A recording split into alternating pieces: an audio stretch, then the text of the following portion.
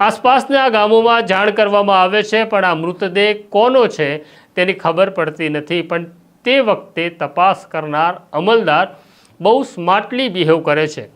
આ જે મૃતદેહ મળ્યો હતો તેનું ફોરેન્સિક પોસ્ટમોર્ટમ કરાવે છે. તેના નખના નમૂના લઈ ગાંધીનગર ફોરેન્સિક લેબોરેટરીમાં મોકલવામાં આવે છે અને FSLને એવી વિનંતી કરવામાં આવે છે કે આ મૃતદેહનું DNA સેમ્પલ લઈ તેને પ્રિઝર્વ કરવામાં આવે, કારણ કે અત્યારે અમારી પાસે અન્ય કોઈ સહારો નથી કે આ વ્યક્તિ કોણ છે તે ઓળખી શકાય. પણ જો DNA પ્રિઝર્વ થયું હશે તો આવનાર સમયમાં આ DNA અમને કામમાં આવશે. બસ આ કડી મળી.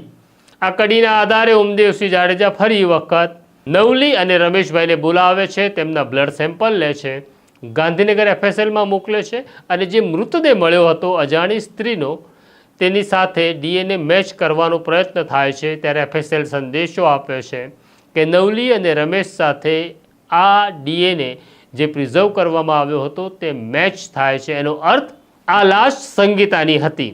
એટલે ભાવેશને તાત્કાલિક બોલાવવામાં આવે છે, પણ હવે તે પોલીસનો સામનો કરી શકે તેમ નહોતો, કારણ કે જે ફોટોગ્રાફ્સ હતા મૃતદેહના એ ફોટોગ્રાફ્સની અંદર સંગીતાના હાથ ઉપર અંગ્રેજીમાં મોટા અક્ષરે B લખેલું હતું.